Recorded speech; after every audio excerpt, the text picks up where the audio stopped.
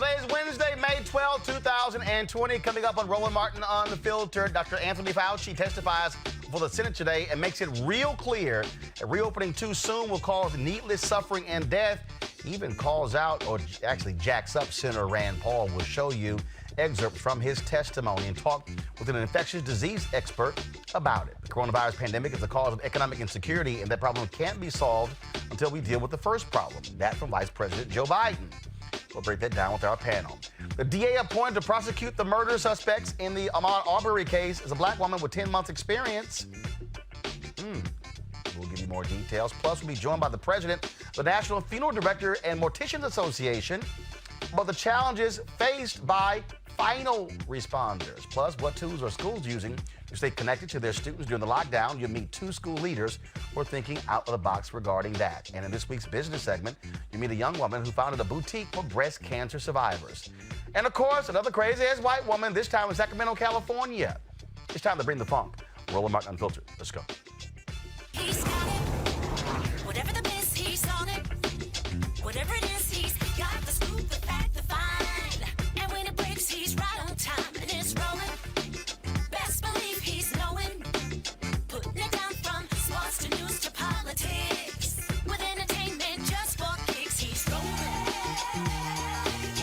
It's on go, y'all. It's Roland Martin, Rolling with Roland now. He's funk, he's fresh, he's real, the best, you know he's Roland Martin now.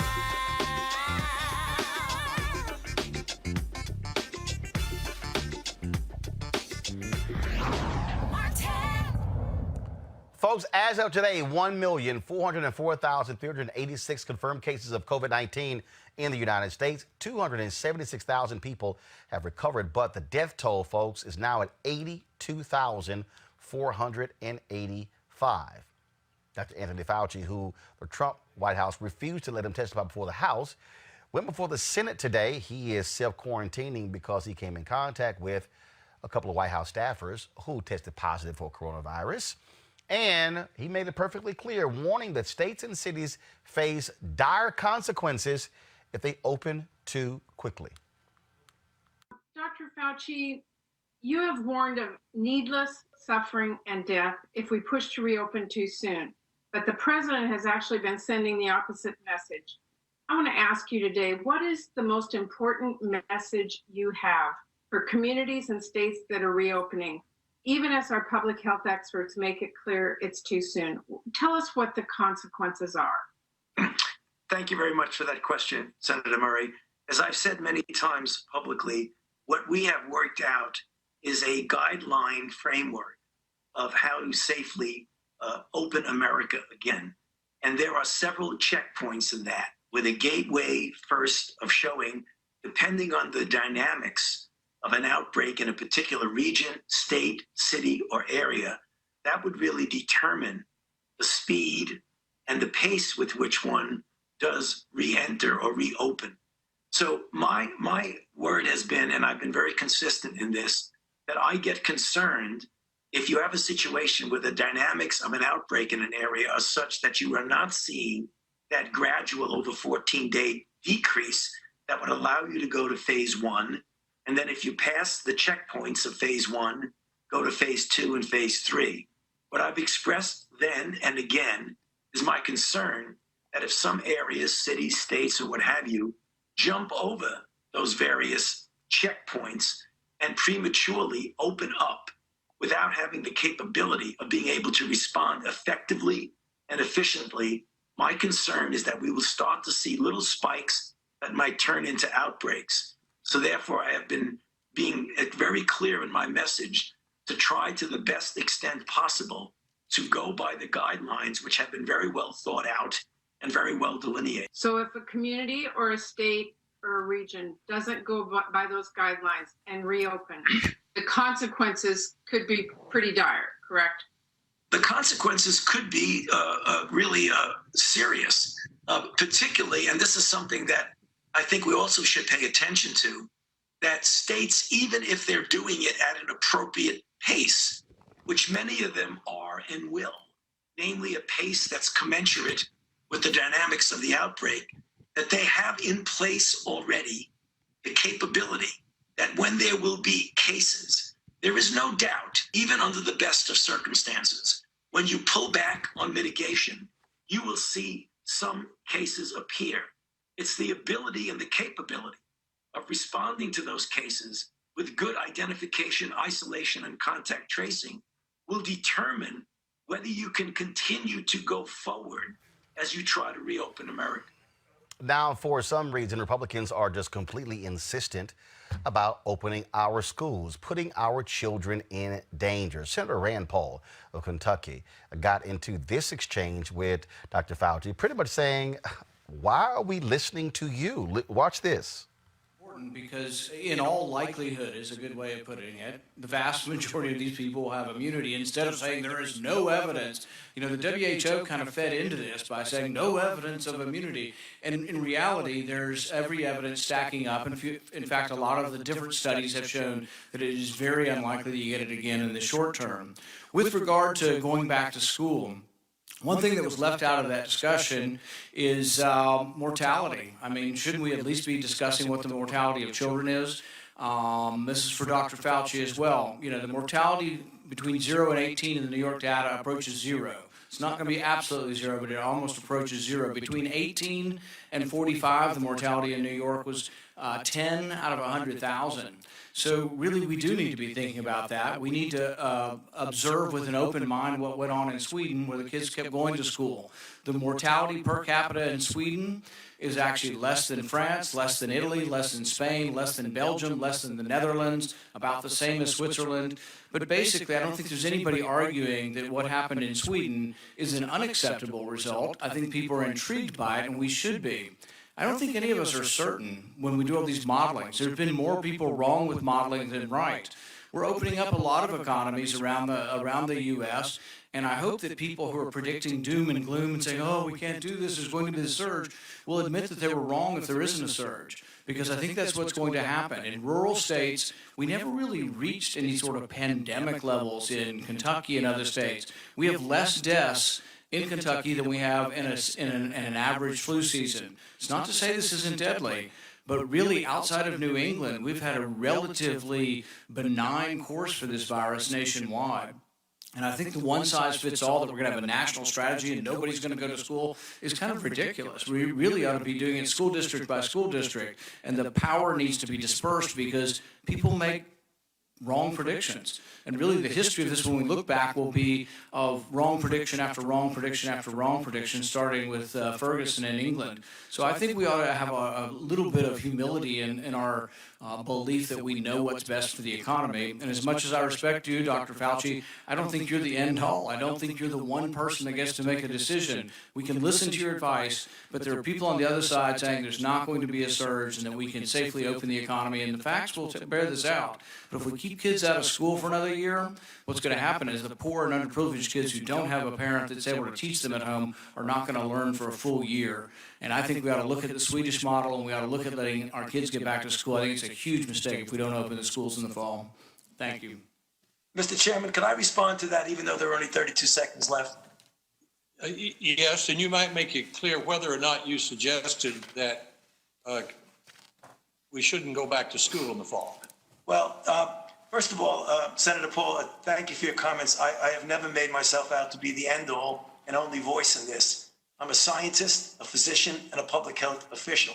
I give advice according to the best scientific evidence. There are a number of other people who come into that and give advice that are more related to the things that you spoke about the need to get the country back open again and economically. I don't give advice about economic things. I don't give advice about anything other than public health. So I wanted to respond to that. The second thing is that you use the word we should be humble about what we don't know. And I think that falls under the fact that we don't know everything about this virus. And we really better be very careful, particularly when it comes to children, because the more and more we learn, we're seeing things about what this virus can do that we didn't see from the studies in China or in Europe.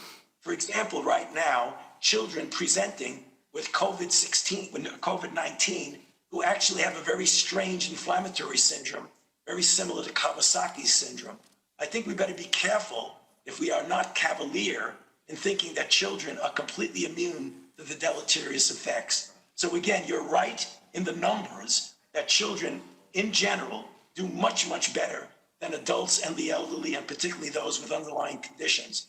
But I am very careful and hopefully humble in knowing that I don't know everything about this disease, and that's why I'm very reserved in making broad predictions. Thank you. All right, folks. Look, this is what happens when you have people, frankly, who are just utterly clueless, like Senator Rand Paul. Joining us right now is infectious disease specialist, Dr. Alexia Gaffney. Glad to have you back on Roland Martin Unfiltered. Great to be. You have these people who are just insistent. Send the kids back. And again, as Dr. Fauci said, we don't know enough. I mean, what I don't understand is how difficult is it for these people to understand that we literally have not tested enough Americans to have a real understanding of what's going on with this disease. And these folks, they have no problem risking thousands upon thousands dying just to rush out and reopen. Yeah, it's, but I don't know why we're surprised, right? We live in a society that has valued money over lives for the longest time. And, you know, we are looking at it, you and I, as Black people, that is it because it's us dying that nobody cares and that they're willing to throw us all out there and see what happens, you know? But it's not the time. There are too many people who are walking around with this infection, either not experiencing symptoms, so completely unaware that they have the infection, or people who are experiencing symptoms, but like so many people out there, and as our government is proving, just don't care enough about society as a whole to do what we need to do and just hunker down, stay still, and see what happens over the next couple of weeks or months, whatever it might be. So what is still amazing is that part of the testimony is that they say that, by September, we'll be able to test 40 to 50 million Americans every single month. Okay, here's the problem with that. They told us in March we were going to be doing 4 million a week. Okay, You do the math, that's 16 million a month. We're not even doing 16 million a month right now. No, we're not anywhere near that. And the rollout of testing has been ineffective. There's not been enough tests immediately when we were at the peak of the situation.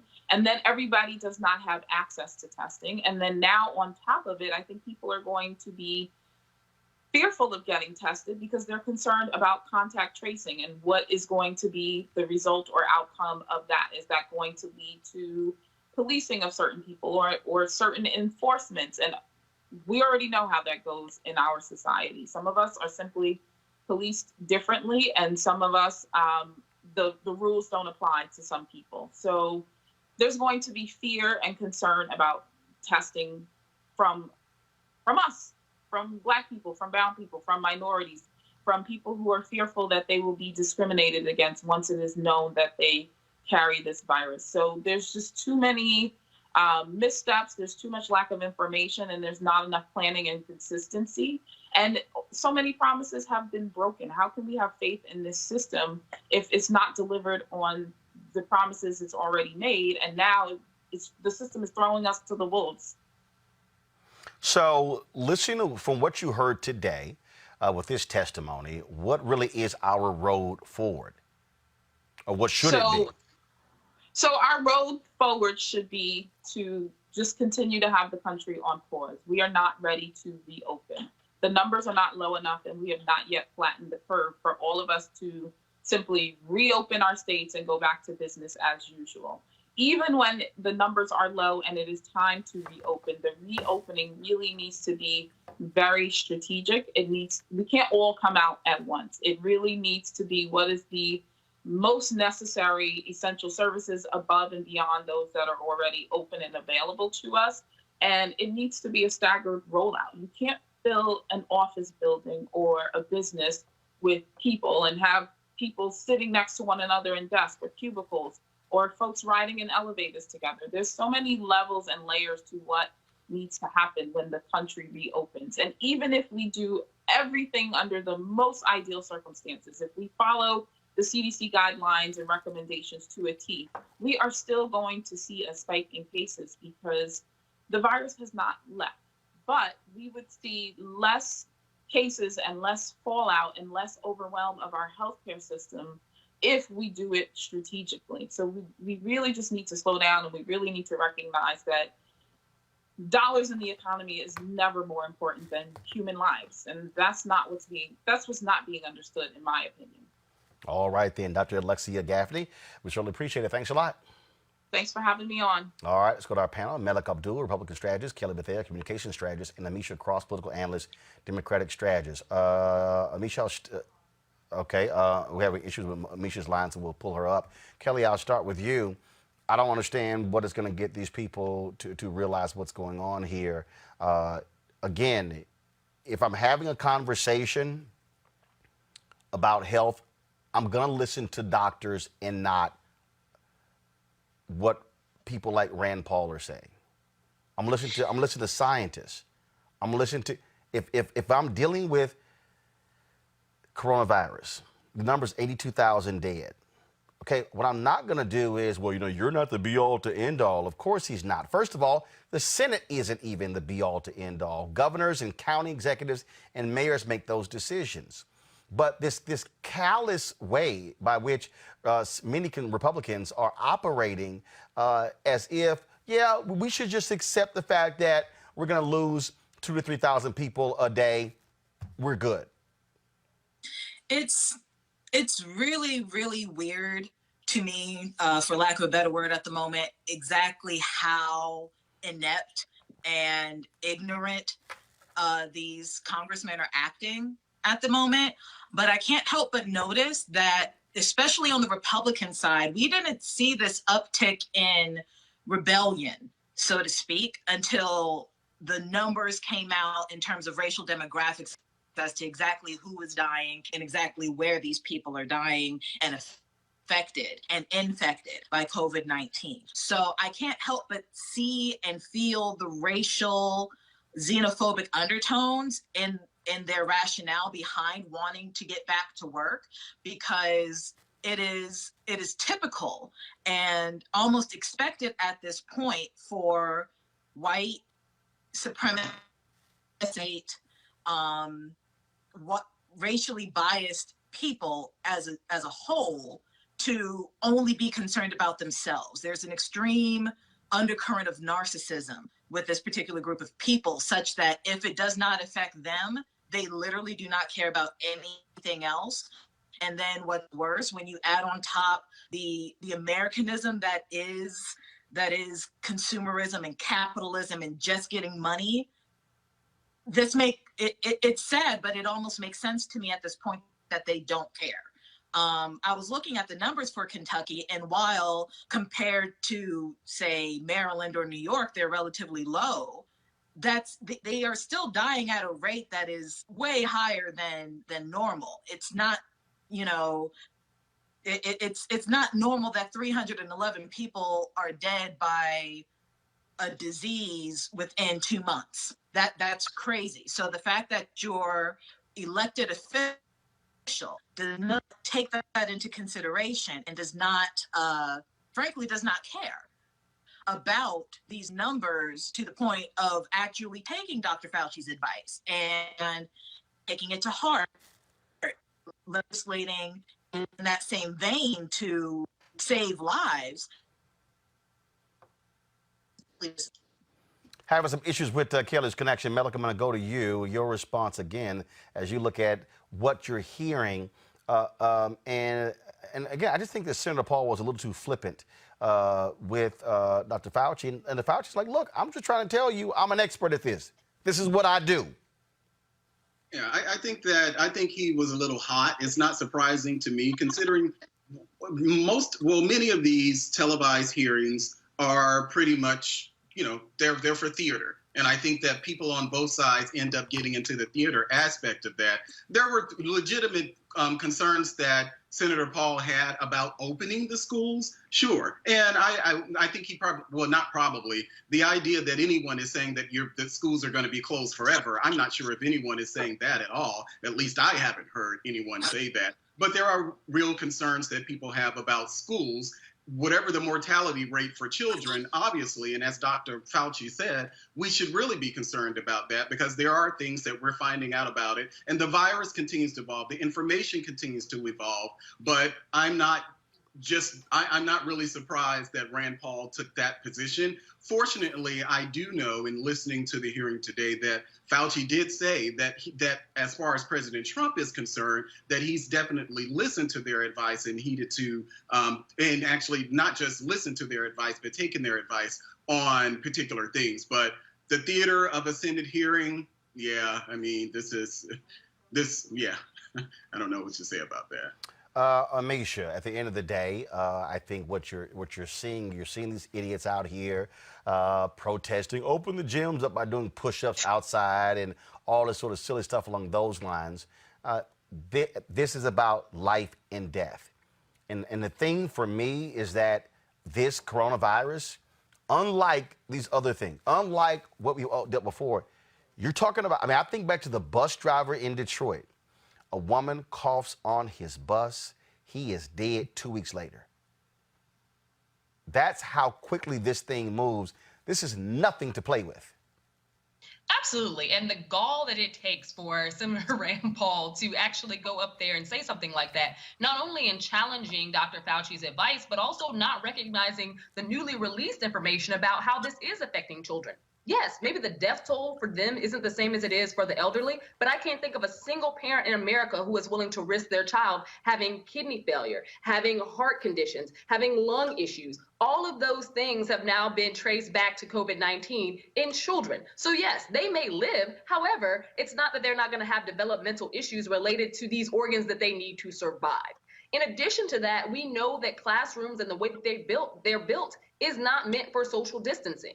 And these aren't things that you can just flip a switch and say, let's get school started back in August, and all of those things all of a sudden eradicate themselves. Schools are very difficult to manage in and of themselves regularly. And we know that. We know that the majority of classrooms in the public school system across America are overcrowded.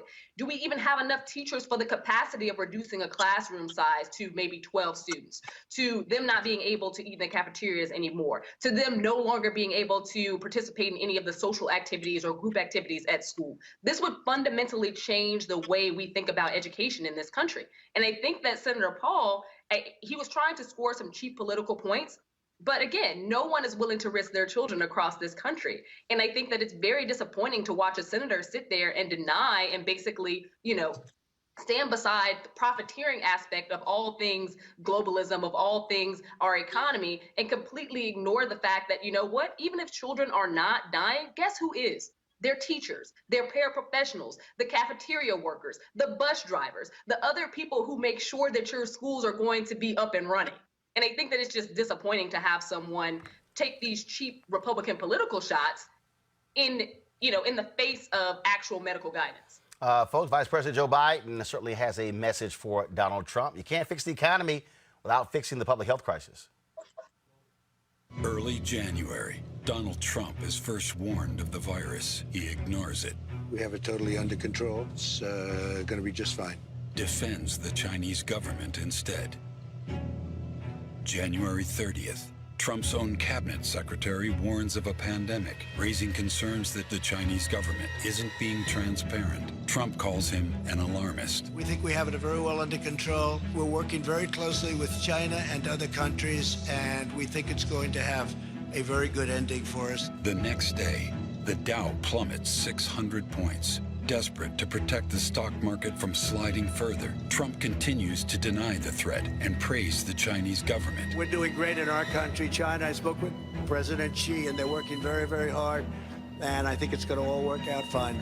Looks like by April, in theory, when it gets a little warmer, it miraculously goes away. But global cases more than double. spreading to over 24 countries. February 25th, one of the CDC's top experts, Nancy Messonnier, speaks out, warning it could soon become a full-scale pandemic. Disruption to everyday life may be severe, and I told my children that while I didn't think that they were at risk right now, we as a family need to be preparing for significant disruption of our lives. Mr. Trump was, quote, furious as he watched the stock market crash after her comments. Trump didn't want to upset the markets. So for the last 5 days of February, the Trump administration took to the airwaves to deny the truth.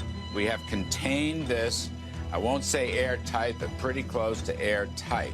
Thanks to the president and this team's aggressive containment efforts, this disease, as Dr. Schuchat said, is contained. February 27th, the market sees through the denials. The Dow continues to plunge, but Trump keeps up the false message. It will go away. Just stay calm. It will go away. I think we're going to get through it very well. April turns into May. The virus doesn't disappear. There is no miracle. The cases mount. The death toll grows. More than 33 million Americans lose their jobs to the pandemic. Unemployment reaches Great Depression-era levels. Donald Trump doesn't understand. We have an economic crisis because we have a public health crisis. And we have a public health crisis because he refused to act. Donald Trump didn't build a great economy. His failure to lead destroyed one. Wow, Amisha. Bottom line is this here. You look at Trump's poll numbers, that ad directly correlates with what we're seeing in those numbers. This White House cannot act as if everything is all rosy. And so he better pay attention, which is why Jared Kushner is trying to bring in his own person. He's thinking about bringing Corey Lewandowski back. They realize there is a problem, and you can't look at anybody else but the mirror. Absolutely. That ad was pure hot fire. It's going to be very difficult for President Trump to be able to win back the states that he consistently said over and over again he was responsible for building their economies. Those same states are the ones that have lost the most jobs during this COVID-19 pandemic. And no, people don't blame President Trump for the pandemic. They do blame him for his response. They blame him for not being ready. They blame him for ignoring all of the advice from not only medical professionals, but also from other nation state leaders who decided to act long before President Trump did. So the response here is the problem. And, you know, we're bleeding hundreds of thousands of jobs across states every single day that are not going to come back. And we don't have a president who has his head on straight, much less an understanding of how to bring those jobs back. To argue that he was a job creator was a falsity from jump. We know that the majority of new jobs came from the Investment and Recovery Act that President Obama pushed through. Beyond that, we're watching a president right now who refuses to not only take any type of responsibility for the disasters that he's created, but he continues to try to push the media to chase other things. We've seen him try it with his friends and people arguing that somebody's going to get exonerated here, there, and everywhere. We've seen him and his administration try to, push several tales about Biden and Biden's son. At this point, we are at a crisis level. And what the American people want is to make sure that they have an economy that works for them, that they're able to pay their rent next month and the months after, that their kids are going to be safe. And they really want to know how do we get out of this depression era that we happen to be in right now? And I don't think anyone, blue or red state, actually trusts that this president is going to be someone who devises the plan to do it. That particular ad, Malik, if you're a Republican, trust me, they have concerns. Democrats pick up 4 seats in the Senate. They take control of the United States Senate. They are seeing Trump is a drag on even their races. Even though we're talking about May, that's not the position you want to be in as we're heading into the summer, the fall. There's uncertainty when it comes to the economy, but also when it comes to public health. What we've seen over the past, just number of administrations is that presidents typically, as they're approaching re-election, they're not helpful down ballot. We saw that with Barack Obama, and the same thing that happened with George W. Bush. But the ad was a little long. I don't know if it were meant for So maybe it's meant for Facebook or something. Yes, or no, I don't know. it's digital. First of all, it's not a 60-second ad. It was a 2-minute plus ad. It's meant Right. for digital. Dang, it was But it may be long. But the bottom line is, it was a whole lot you got to put in there in order to get folks' attention. That also establishes the timeline. What in the hell Trump didn't do?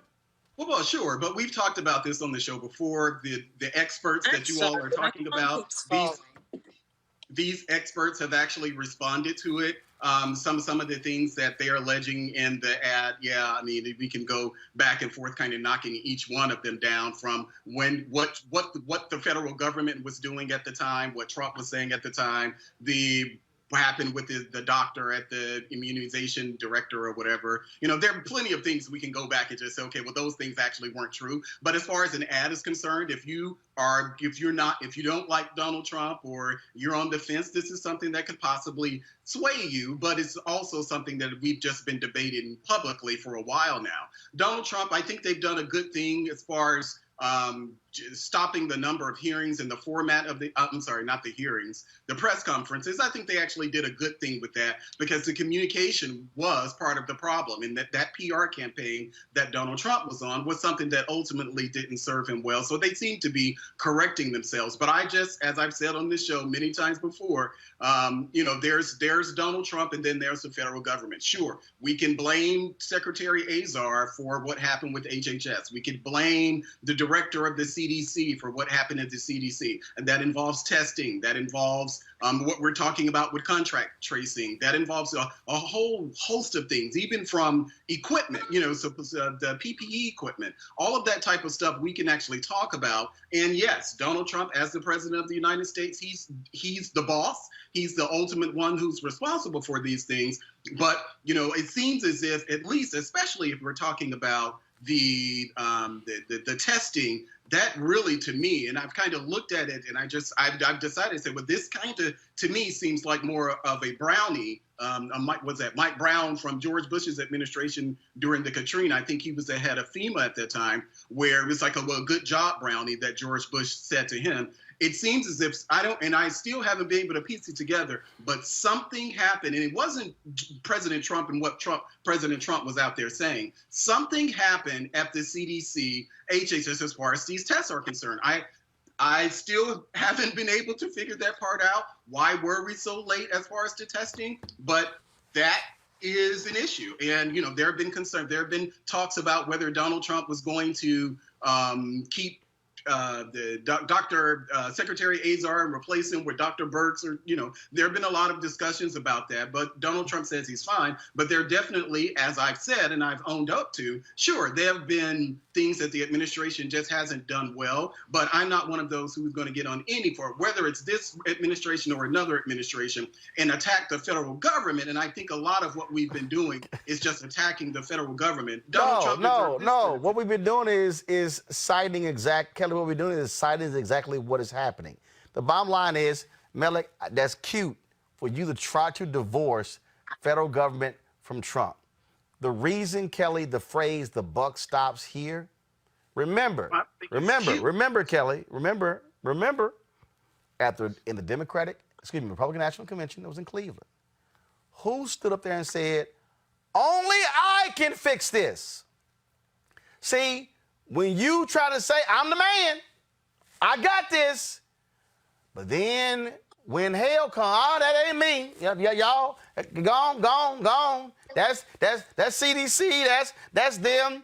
Then he's constantly lying by saying, "Oh, we were left with no plan." The Obama people left a 69-page plan. Oh, the Obama people, it was their test. Fauci was asked that today. He said, "No, that's not true." See, and so here's what you can't do, Kelly. You can try to sit here and separate everybody to shield Trump. The buck stops at 1600 Pennsylvania Avenue. Kelly. My issue with Malik's argument, be that as it may, is the fact that, again, we cannot bifurcate Trump from the administration because it is Trump's administration.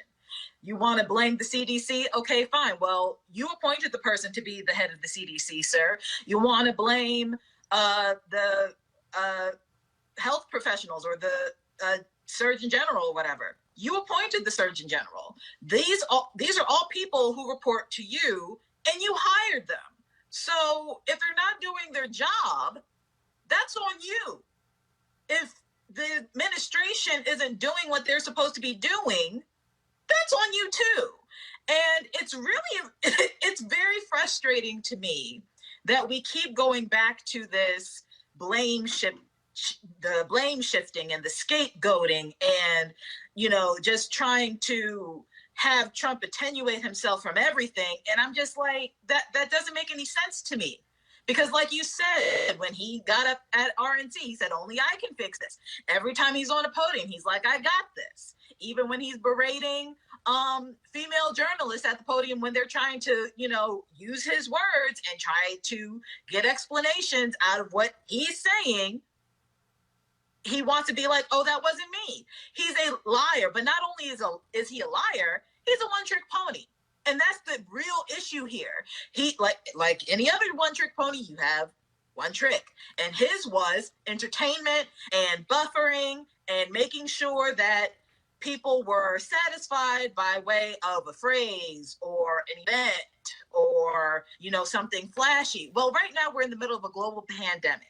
There's nothing flashy about over 80,000 people dead under your watch. There's nothing flashy at over 1 million people affected by something that you could have prevented back in January. There is nothing flashy about the fact that you really don't know anything, Mr. President. And yet here you are in a position where you're supposed to know and you don't, but you want to, act like you do and not garner the expertise of Dr. Fauci and others and instead try to belittle them and berate them and undermine their authority and their expertise on something that they've been doing for over 30 years. Like with any president, you've only been in this for 4. Whether you're a bad president or not, you're supposed to defer to the experts. It's clear that he's not an expert, but narcissism says that he is. His mind says that he is. So he's going to keep doing this one-trick pony episode. And frankly, it's not going to work. It hasn't worked. And we're seeing beyond the veil of his facade. And that's really what's ticking him off. That's really what's ticking these Republicans off, because they thought that for 4 years, they would be able to have a one-trick pony in the office so they can get whatever they want undone. They weren't anticipating a global pandemic. Nobody was. But now they're stuck. Well, but at the end of the day, to your initial point, the administration is Trump's. You wanted this job, you got this job, do your job. Real simple. The buck stops with you. All right, folks. Given what's happening, the chaos of course, with the international pandemic, is more important for students to stay connected. Even in that testimony, you heard even Senator Rand Paul talk about what's happening with students. Research confirmed that students are more engaged and learn more when the curriculum is relevant, timely, and connected to issues that young people care about. Some examples of schools engaging their students despite all the chaos and uncertainty with unique podcast projects that allow them to dig into their learning and create something they can share with the world. Joining me right now is Dina Ross. She's founding education advisor and teacher at New Harmony High, and Christian Martinez, Dean of Students at Latitude 37.8 High. First of all, glad to have both of you. What specific challenges have you had to endure during this pandemic with trying to navigate educating students? I'm happy to jump in. Thank you for having me here. Much love and appreciation. Hope everybody's safe. One of the biggest challenges that we are facing, and it's not new to us. I mean, this has been happening for a while. COVID-19 is just showing the inequalities around the U.S. when it comes down to low-income communities. But one of the challenges is connecting with their parents. To be fully transparent, there's still parents who are out there working, right? I live in East Oakland. I'm an East Oakland native. So knowing that families have been navigating this space and just knowing that they are still going to work and there's no one supervising students at home, just making that connection every day and being consistent is what's keeping this afloat. Yeah, definitely. I think making the connections with the parents, but I think more importantly here in New Orleans, dealing with trauma, students are losing family members, they're losing friends, they're losing neighbors, and having to be very wary of how we throw education and assignments at them when they're dealing with real world consequences of COVID-19. And so when you talk about being creative, okay, so how do you do that when you still don't really have that direct connection with the student? I mean, so first of all, they have to log on, so you gotta know that they're there, and so how do you make that work? How have the two of you? How has it worked out with both of you? Yeah, I think the most important thing is really giving students the chance to have their voice heard in what they want to be doing. And so the most important thing that we have been doing is listening to students, taking their feedback really seriously, and trying to craft things that they can really enjoy and run with on their own and self-guide. And that has led to a lot of buy-in for us at New Harmony. For us here at Latitude High, we wake up every morning at around 8:30. Every teacher is connected to the student, and we make phone calls every morning saying, "Good morning. Hey, you ready to start the day? I'm here with you. We're gonna make this happen." And that's been happening since March 15. So we make sure we're in contact every day with them. And so we talk about these interesting ways of being able to reach the students. How have they responded? So how have they changed sort of what you've been able to do? Christian, you first. For sure. I think one of the things that we see as is kind of peaking right now is the status of their mental health, especially knowing that a lot of our students are home alone and being unsupervised, and some of them are supervising their young siblings. So making sure that we are curating that experience, even though it's in the midst of the pandemic, giving them hope that it's going to be better. And through that, we create podcasts, making sure that they are listening to the podcast that we already pushed out early in the year, so that can continue to propel them to have a better view of the world, even though we are in the midst of chaos. And so, as a parent out there, how have you gotten them involved in this? Yeah. So something that we've been doing is just trying to be as transparent as possible. We will have a parent survey at the end of the year that they're engaging in, but we definitely try to stay in contact with parents just as much as we're staying in contact with students. But transparency is key, and we've kind of had to check ourselves and think about how we're communicating information, making it as simple as possible, and collaborating with other teachers and staff members so that we all are saying the same thing, and so that students are hearing the same thing from each staff member is really, really important, because especially in high school when they're in lots of different classes and it can feel really overwhelming right away. So it's been a pretty, open door policy. You need something, call me, email me, and just being available as much as possible is the route that we have definitely taken for parents. And it's very reassuring, I think, when they know that they can call me on a Saturday when they're child is working on something and they need help, or the parent needs help supporting their student. Christian, go ahead. Yeah, for us, the way we connected with parents, we created a website where they can go and get information. And then we also created a phone call tree where each staff member calls a parent and breaks down information, not just about the school, but also about what's happening outside the school gates. So for example, when the stimulus check was going out, making sure that we were answering those questions and we were well informed, so our communities were informed about what's happening outside the community. So definitely everybody needs to be on board. And like Ms. Ross said, making sure that the message is transparent and we're saying the same thing. All right, then. Last thing. So we're moving towards, obviously, we're in May, towards the end of the school year. What should districts, what should parents be doing so we're not losing folks over this summer? And so do you think that because of the lost time, do you believe that districts are going to try to come up with something that keeps these students engaged in the summertime? So that way, come fall, you don't have as much fallback, if you will? That's a good question. So right now, I'm in a unique situation in New Orleans where we are 100% public charter schools. And so each school kind of is having to kind of do their own thing. So from what our standpoint at New Harmony, I know that we'll stay connected with students throughout the summer. That's just a big component of our school model. But right now, I haven't heard anything from the district around requiring classes or any type of assignments over the summer. I really feel like summertime is for us to come together, reflect, and think about what the fall is going to look like so we can be as successful as possible, given that we don't know what's going to happen come August. Christian? Yeah, for us, I mean, we started this month saying that the school might get pushed to start in July, and that got shut down really quick. So we don't know what's going to happen. We're planning to have students be engaged throughout the summer just by doing videos, podcasts, maybe someone reaching out. But as far as like the state kind of mandating that we need to do something, we don't know yet. So it's up in the air. All right, then. Well, look, we certainly appreciate it. Thank you so very much. We are looking forward, of course, on Saturday when President Barack Obama, LeBron James, and others will participate in the national commencement, high school 2020 commencement. We're going to be live streaming it on this platform, but also, of course, it'll be on major networks as well. And so that's a huge deal. So we certainly want to thank the folks at XQ America for being partners with us to make this possible. So thank you so very much to both of you. Thanks a lot.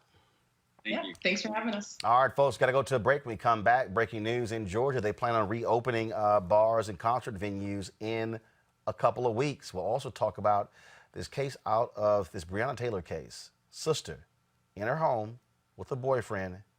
Cops storm in, kill her. The person they were looking for was in jail. Yeah, that happened. We'll discuss next right here in Roland Martin Unfiltered. You want to check out Roland Martin Unfiltered? YouTube.com/Roland S. Martin. And subscribe to our YouTube channel. There's only one daily digital show out here that keeps it black and keep it real. It's Roland Martin Unfiltered. See that name right there? Roland Martin Unfiltered. Like, share, and subscribe to our YouTube channel. That's YouTube.com/Roland S. Martin. And don't forget to turn on your notifications so when we go live, you'll know it. All right, so our panel right here, this breaking news just in. Governor Brian Kemp of Georgia announces that bars, clubs, and concert venues will be allowed to open on May 31st. That's just in a couple of weeks. What's interesting about this, Amisha, is that in South Korea, they shut their bars down again because one person visited multiple bars. They already have 100 confirmed coronavirus cases that trace back to that individual. And they are, according to this item here, they're trying to trace some 10,000 others. That is a perfect example. And we had the Meharry folks on here, how they said, look, how this thing works, how one person could potentially infect up to 1 million. They reopened those bars in South Korea. Now all of a sudden they shut them back down because one person led to 100 new cases. Good idea, bad idea for Georgia to reopen concert venues, bars, and restaurants? It's a horrible idea, and it's a horrible idea on so many fronts. I mean, Georgia already is a mess when it comes to their healthcare systems and the lack of adequate access to healthcare they already have. But in addition to that, the state of Georgia has not implemented a single method of contact tracing. So when you can't do that, and you can't get down to that patient zero, you will not really know which one person it took to infect hundreds or thousands of people. It's problematic, and I think that Governor Kemp, he's trying his darndest to make sure that Georgia continues to make money, and he doesn't want his state to feel the bleed. But on that same token, he has to understand that this is bigger than him and his state's economy. There are some major things that have to be in place before you could ever consider reopening those types of venues or those types of events. One of which is making sure that social distancing measures are there. The other is acknowledging that you cannot have more than a certain number of people in those places at one time, which, to be honest, if you're talking about concert venues, that kills the point of a concert. If you can only have 10 or 15 people there, then who's going to actually open and play? So I think that at the end of the day, he just has to understand that the new normal means that we can't go back to the old normal. And the people of Georgia, God bless them, because they have leadership that is not only ignorant, but refuses to acknowledge any of the information that we've seen from doctors, scientists, or any of the other nations in terms of how they are deciding to and moving forward with reopening. Not a single one is deciding to go full on reopen for concerts, other event venues, and things like that, because it's simply just irresponsible. Is it a good idea, Melik, to reopen bars, clubs, and concert venues?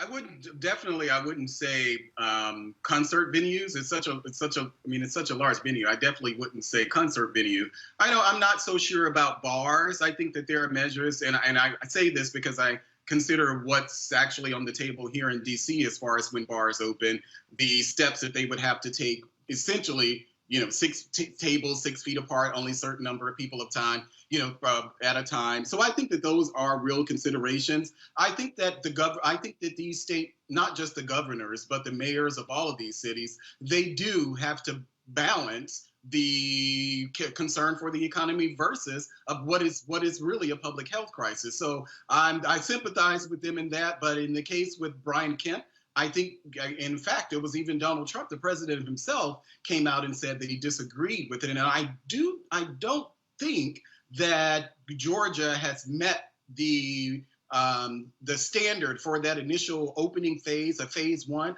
I'm not sure if Georgia has actually met phase one yet. I don't think that they have, and if they did, I apologize, but I don't think that they've met that. But for Brian Kemp to, like I said, I'm okay with bars, but when you get to those larger venues, I'm really concerned about that. But fortunately, what I hope, and at least what I'm seeing, I think people will self-quarantine themselves. So people will self-isolate. People won't just go out. And I do think that the demand is there. If we look around the country, sure, there are people who want to get out. They want to get out in the sun. They want to go out to these places and do things. But what I'm hoping is that a lot of these people, even for me, it doesn't matter when they open in DC, you won't see me in a restaurant in DC for a very long time, let alone a plane.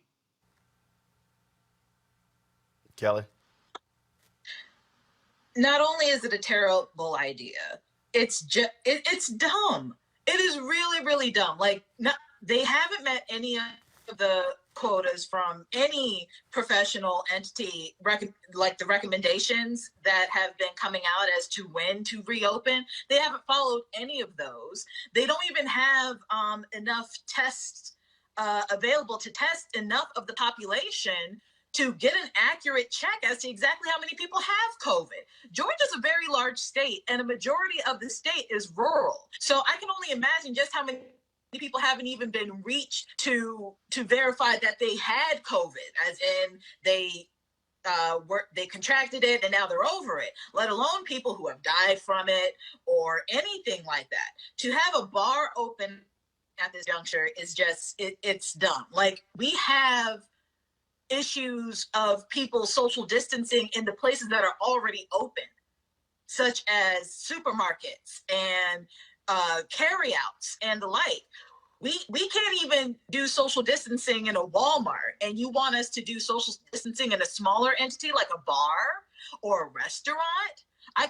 Look, DC isn't anywhere near close to reopening yet, but neither is Georgia. And the fact that Georgia even wants to do anything along those lines right now,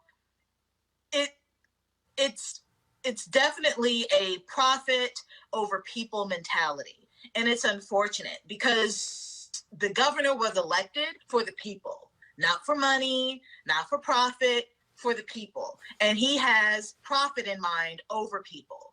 So it's just incredibly frustrating to me. Absolutely. All right, folks. Other people who we don't necessarily think about or impacted by coronavirus, funeral directors and morticians, they have been forced to adjust protocols in the face of uncertainties about their own safety amid the pandemic, all while preparing the deceased and trying to support mourners saying final goodbyes. Joining us right now is Dr. Harry Close, president of the National Funeral Directors and Morticians Association. Dr. Close, glad to have you on the show. So, thank you. One of the issues y'all are facing is shortage of PPE for funeral homes. Correct.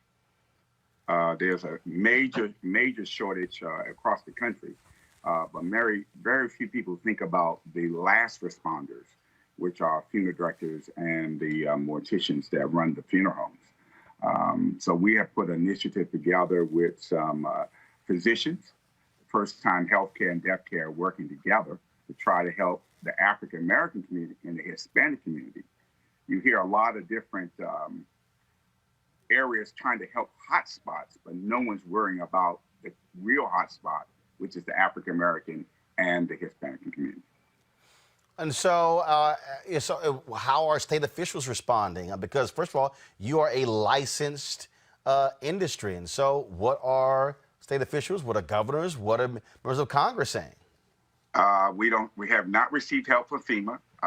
Some of my colleagues from other communities have, but not the areas that are hotspots. I'm happy to be in Maryland. Our governor did. I will give him kudos for getting the 550,000 tests from Korea. But one thing is that the funeral directors are not part of those individuals that will be tested. And it has been proven that the African American, particularly the funeral director as a whole, but the African American funeral director as well, is the most vulnerable of keeping this virus moving, since we have to deal with the end result that the first responders will try to help. And when they expire, then funeral directors have to address the issue. And a very cautious thing. I've lost a couple of family members in the last week or two, and I've lost a couple of colleagues just in New York and New Jersey in the last couple of days. This is real, and that's why we're trying to not only get PPEs, protection equipment for the practitioners, but also for our communities. But when this second wave comes, we have not seen yet, while the governments are opening their doors, people going back to the old norm. The new norm needs to keep the distancing and also the mask. It's just scary where my colleagues are. Never have you ever heard of a funeral home turning away a loved one or a family. They're just so overwhelmed in New York and New Jersey. Even here in Maryland, we've been busy every day with a service, and that's not a norm for us. All right, and so with that being said, I mean, look, we know the stories of how folks have attended funerals in early March, and coronavirus spread like wildfire, and so that certainly has to freak out your workers, but also you need to understand if a body you're dealing with has coronavirus. Well, that is true. Since this issue has hit in the last couple of months, I actually have not been traveling. We're an international organization, and I did a lot of travel. I had to make sure that my staff is protected. I have a young staff that has children. So every case that's come in the last 60 days, I'm the only one in the operating room, what some people say prep room. So I'm putting myself at risk and to protect my staff. And constantly I'm doing a protocol. If we go to a hospital, what PPEs are you using? This is what I expect you to do, the shoe covers. If we have to go make arrangements at someone's home, here's what the protocol will be. Most likely I will go and put myself at risk. So the embalmer is really, the person you least want to pay attention to is the one that's actually protecting the public. So what would you estimate your need is? How much PPE? I mean, what do you need? I mean, what are you conveying to public health officials, to elected officials? Well, we look at all of the, I'm going to state in two parts. I'm going to say what we're saying as an industry, and then I'm going to narrow it right down to the African-American community. What the doctors what we're working with, which is the first time that we ever had the physicians and the nurses and the funeral directors work together. We're looking technically to have, on the short span, least over 500,000 pieces. That could be masks, that can be face shields, gloves. Some of the items that get us PPE, where we're jointing with the the funeral advocacy is working with, they have some items that might not reach the standard for physicians, that we can at least make sure it reaches the standard for protection in our community. For those of us who are actually on the front lines at the rear end or the last responders, we need gloves. We need those type of thick gloves like paramedics have. We need gowns, and particularly the full hooded suits. Now, some of my colleagues don't use the hood, but just like when you go into an operating room, you need to be fully covered, nothing exposed. And I have to be honest with you. Every funeral director who's been trained, in particular the embalmer, should be treating everyone like they're contagious anyway, with all due respect to the listening audience. But now with this virus, it has not been confirmed if even when the person expires, if that virus is ceasing. And so it's very important for the funeral home to protect, in particular, individuals down in that prepper area, to cover themselves, protect themselves. Even in my operation, if you are the removal person and you made a removal, I expect you to go home, wash your clothes, shower. We'll see you the next day. You're not going to track anything you brought from a hospital, from a nursing home, hospice, or any person you pick from a house into this funeral home. I have to protect the public who is coming to at least have some type of ritual to honor their loved one, even with 10 people in distancing at 6 feet. All right, then. Well, we certainly good luck to you, and hopefully elected officials are listening to ensure that funeral homes are able to get PPE. I just want to show you that this is very important to me, and I appreciate everything you do for us. All right, I appreciate it, frat brother. Thanks so much. Dr. Harry Close, President, National Funeral Directors and Morticians. Thanks a lot. Of course, President, National Funeral Directors and Morticians Association. All right, folks, going to a break. When we come back, the stunning story out of Louisville. Black woman, EMT, 26 years old, minding her own business in her apartment with her boyfriend. She is now dead. The cops involved, nobody's been disciplined. We'll tell the story of Breonna Taylor next to Roland Unfiltered. After the storm, after the crisis, after is defined as in the time following, after the battle, after the tragedy, after the pandemic, after the last breath. After all of this, when we really needed you the most, you were the last to respond. Thank you.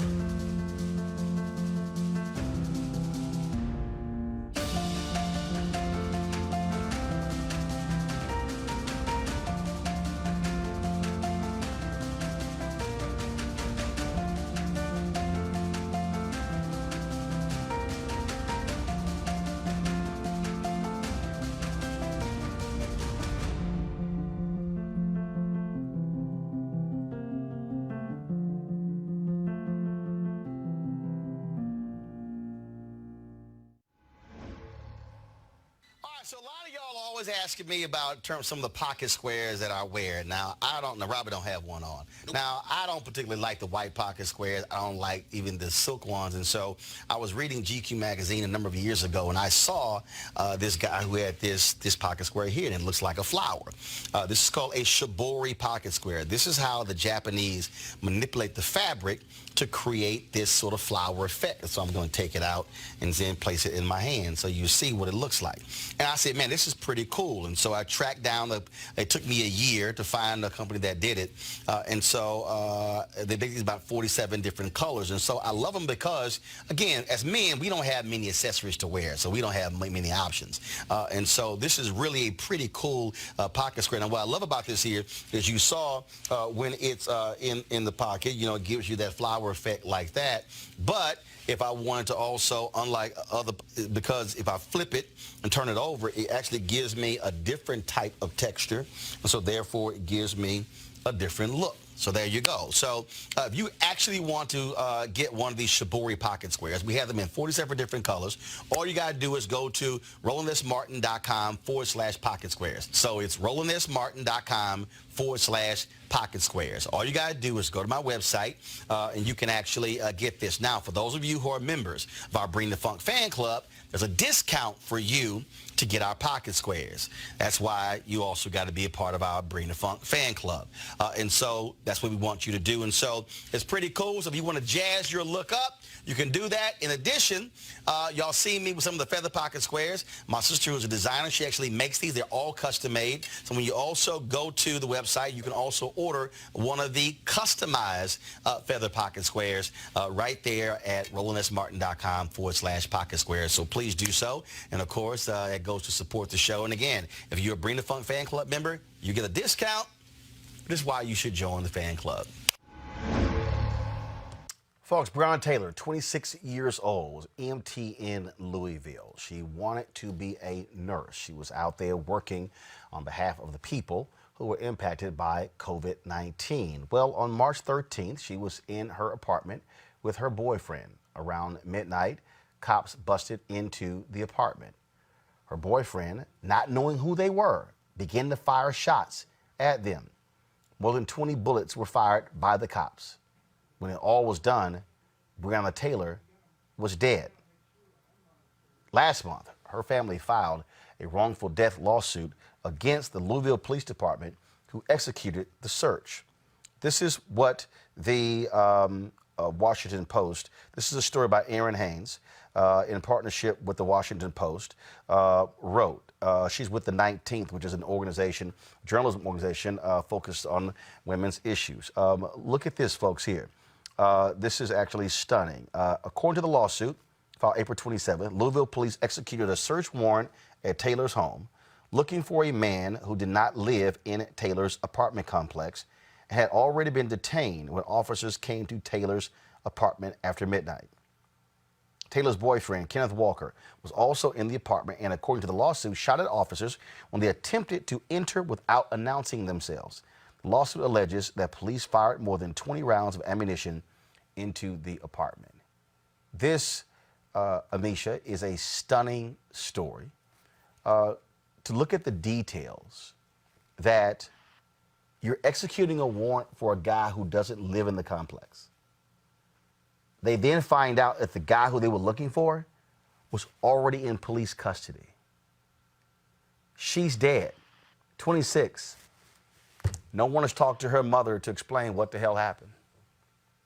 The whole time you were going over that case, I was sitting here trying not to cry, just because not only is it extremely egregious and particularly disturbing, it's also the fact that there is such gross negligence on behalf of the police in this case that I'm almost at a loss for words. Because at any given point, and we've seen this happen in other cases where doors are, bust down, people are shot when the police wind up at a house that they're not supposed to be at, or they're chasing someone who doesn't live in the area that they're actually looking to. But to actually already have this person in custody and to still go out and commit that type of atrocity is beyond me.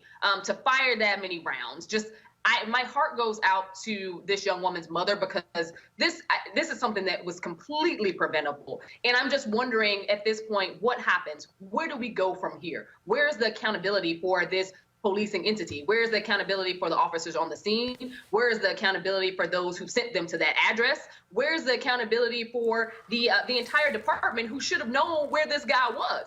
That level of brutality, that level of a mistake that it ends in somebody's death and complete murder in that way is something that is just unforgivable. Kelly, we'll read this here. Go back to my iPad. None of the officers involved have been charged in connection with the shooting. Walker, her boyfriend, a licensed gun owner who was not injured in the incident, was arrested and faces charges of first-degree assault and attempted murder of a police officer. How in the hell can you be facing charges when the police bust into the apartment unannounced?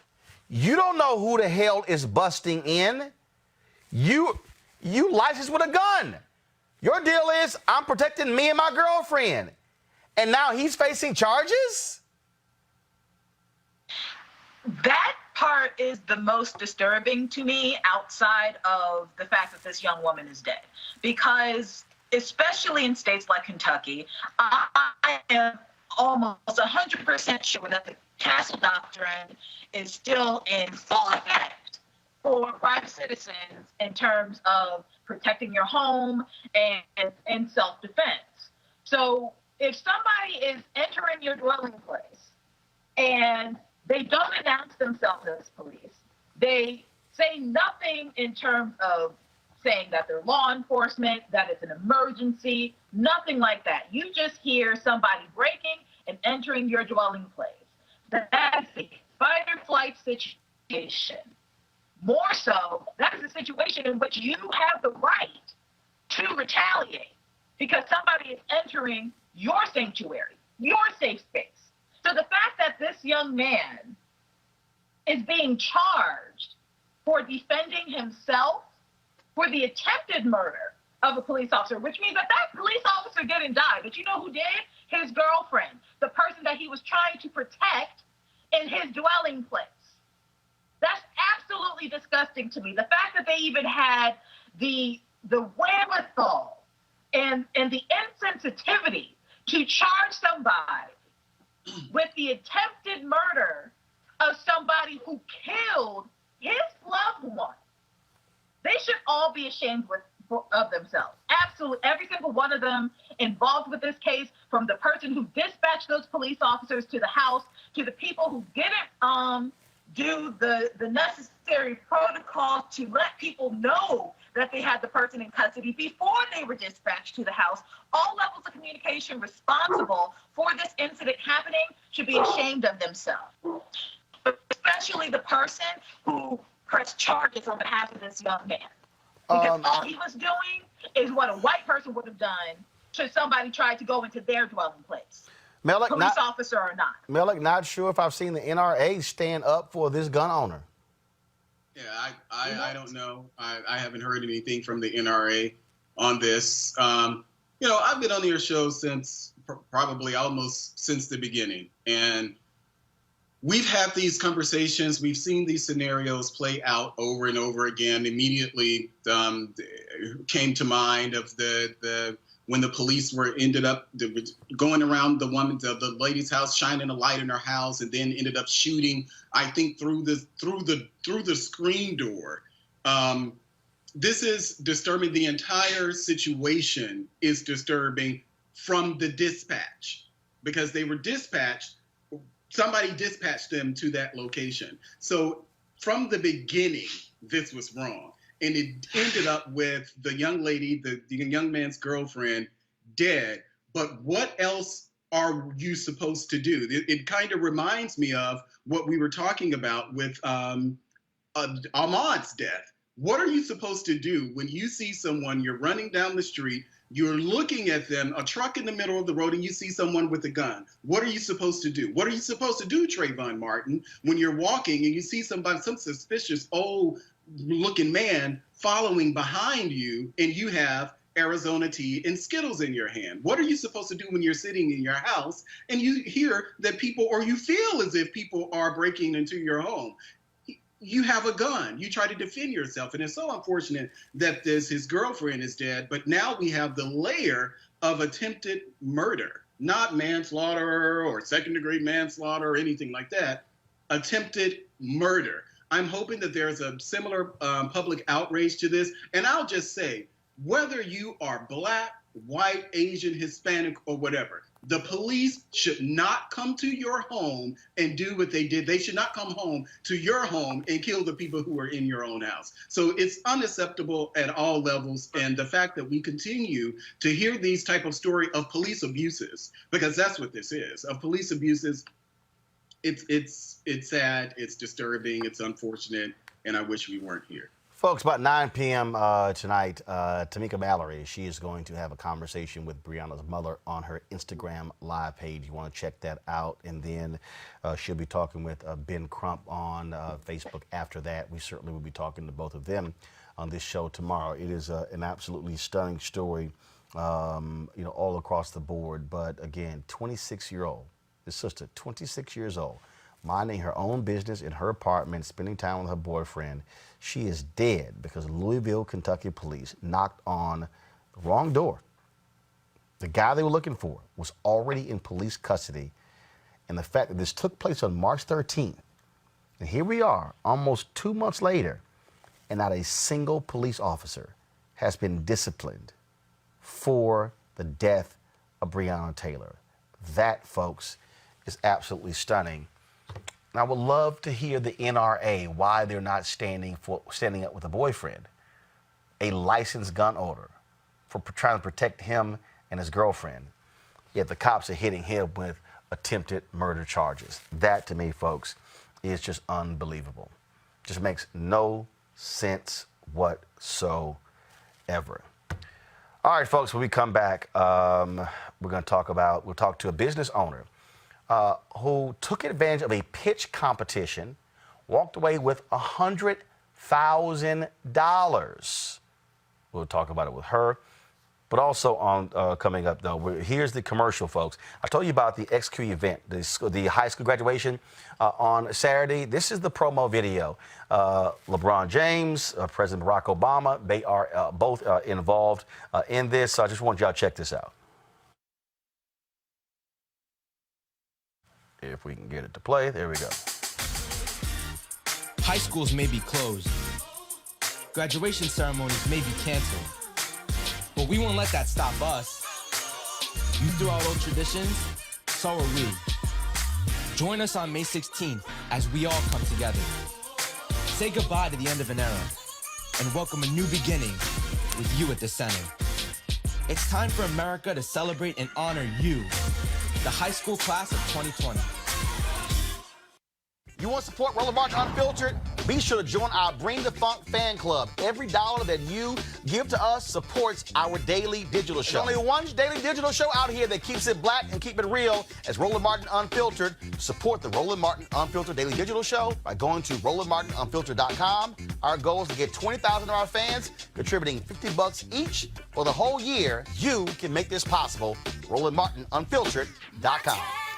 All right, I want to bring this up here. And so y'all know how I feel about that truly stupid and ignorant Candace Owens, who made some of the most illogical, nonsensical comments regarding the case of Ahmaud Arbery, trashing him, saying black folks, why y'all, he was stealing, wasn't jogging.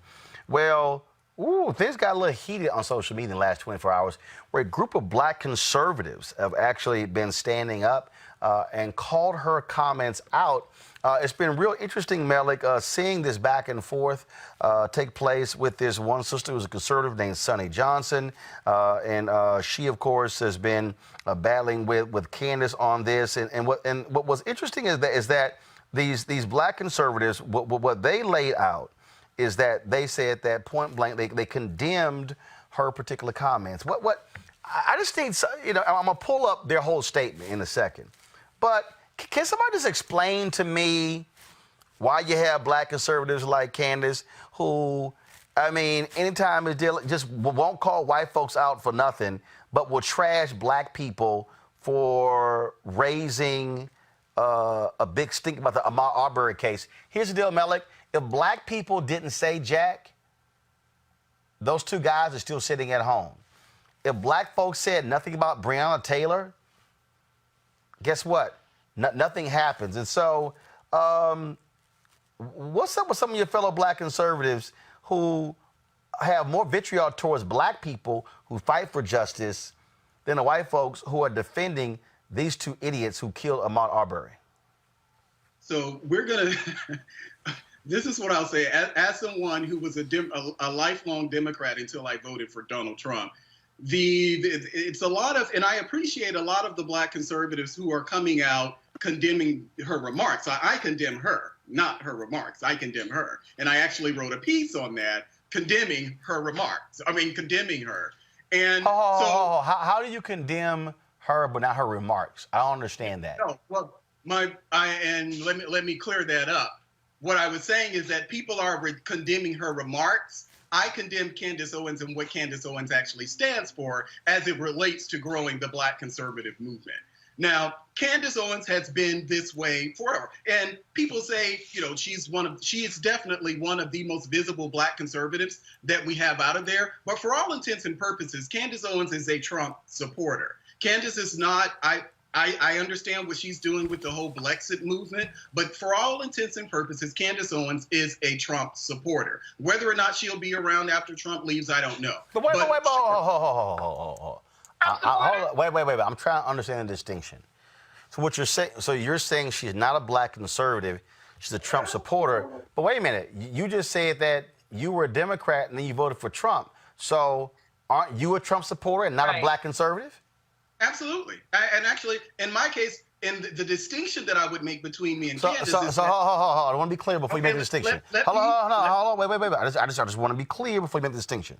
So you're saying that you're not a black Republican or a black conservative. You're a Trump supporter. So are you still a Democrat but a Trump supporter? Yeah. So let me finish my point. Where the distinction between me and Candace is that I'm actually out there trying to bring people into the Republican Party. Candace, and she's admitted to it, Candace, she wants to move people away from the Democratic Party. I want to increase the numbers of people in the Republican Party. Until today, and I don't know, maybe it'll change tomorrow, Candace at no point has that been her focus. So when I say that Candace Owens is a Trump supporter, I think a lot of us, people just in America in general, they kind of take on the mantle of being a black conservative. Well, what does that mean? If you ask people what does being a black conservative mean, a lot of them really don't have answers. And because I've had these conversations with many people who now consider themselves a black conservatives, what they're really talking about is that they actually support Donald Trump.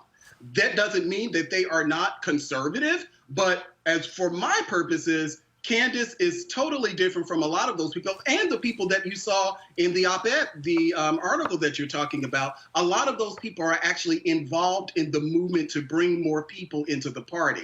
I'm not sure that that's Candace's goals. Again, I understand what she's doing with Brexit, but I'm not sure that's Candace's goal. I've criticized Candace over and over and over again because I think that what Candace does, and as I wrote today, when she makes comments as she does, what happens is that there's an anvil that we have to wear around our necks when trying to defend the party against people just like her. But make no mistake, and I'll just say this very quickly, make no mistake, Candace is in a long line of black people who have done this, whether they consider themselves black conservatives, black Republicans, or whatever. Candace didn't start this game. She's probably the biggest that we've had in this age of social media, but Candace didn't start this game. And you can look at the Republican Party itself, black Republicans in the party, black conservatives in the party, they participated in this. So the same people who are actually paying Candace's, depositing money into her bank account, many of these other conservatives have benefited from those same entities. Okay, so you're now a black Republican. I've been a Republican. No. That's why I was trying. It was all over the place. I was trying to just understand what on the deal of what's going on. Okay, all right. I've always, and anyone who knows me, when they ask what am I or whatever, I always actually reference that I'm a Republican because that's what I am, and I'm interested in bringing people into the Republican Party. That's exactly what I am. Okay, here's a statement. Eugene Craig, of course, appears on our show often. He's the author of this statement. Black conservative statement on Candace Owens tweets. We, the undersigned black conservative leaders, unequivocally condemn the hate-filled and destructive words tweeted and spoken by Candace Owens in the freest county on the face of the earth. I think that meant country. In the freest country on the face of the earth, no black man deserves to be gunned down like a dog in the street. Blackness is not a weapon. Blackness is not a threat. The words spoken by Candace are not reflective of the black conservative movement and should be universally condemned by the broader conservative movement and all who support freedom and liberty. Her words provide shield and cover for these type of incidents to continue. This is not the role of the black conservative. Our hearts go out to Ahmaud. Actually, Ahmaud is misspelled. Ahmaud Arbery's family, and we continue to lift them in prayer. Black men and women have a right to live freely in this country. We all have a responsibility to protect that right. We have a responsibility to condemn, her hate-filled and inaccurate tweets and statements. The thing, Kelly, that was interesting about this, again, is that you immediately see, and this is where, so this segment is not, this ain't all about Candace. I don't give a damn because she's stupid. She dumb, and other people who follow her dumb too. But what you find is, who are the people who are the quickest to stand with the two men who killed Ahmaud Arbery? White conservatives. Mm-hmm. You think back to Zimmerman. Now, there have been conservatives, white conservatives, who said this is foul. Eric Erickson was like, I don't care what none of y'all say. I don't care if he was looking inside of a house. That is not licensed to shoot and kill this man. But when you look at these people who are the most vocal saying, oh, first y'all was saying hands up, don't shoot. Now y'all saying he was just jogging. It's real interesting. The people who most are likely to side with Travis and George McMichael are white conservatives. I mean, it's not so interesting when you look at the history of the conservative movement and why people switched from being Democrats to conservatives back in the late 50s, early 60s during the civil rights movement, going from Dixiecrats to Republicans and the like. But what I will say is specifically when it comes to Black conservatism, I am not part of that number, but I have observed that based off of the ideologies of my friends who are, I would be hard-pressed to consider a Black person who considers themselves conservative or Trump supporter to be true Republicans, because Trump himself does not align with the ideologies that I know of the Republican Party. So when Candace Owens saying, I agree with Malik to an extent when he said that Candace is a Trump supporter, but that's the only extent to which I will agree with Malik on this case, because her aligning with Trump, just by way of what Trump has done these past couple years and how his ideologies have come to light, I would venture to say that he's not truly a Republican.